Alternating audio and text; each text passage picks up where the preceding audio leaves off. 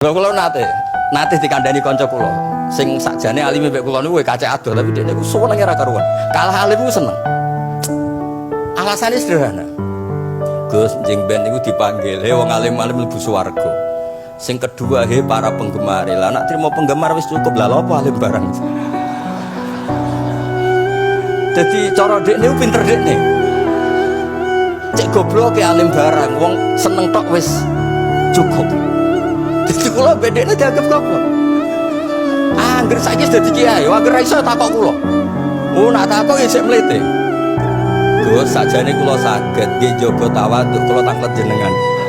Ngati saiki ora gelem ngaku kalah pinter mboten purun. Oh, asemane terhadap Yesus.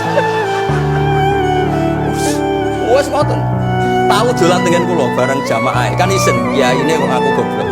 Ya tetep jamaah diomongi nggih niki njaga tawaduk kula teng Gus Pak. Kula tanglet, tapi bukan berarti kula boten saged. Wong tawaduk perintah Allah Subhanahu wa taala. Terus takok. Ya Allah, kok ana makhluk ngene iki.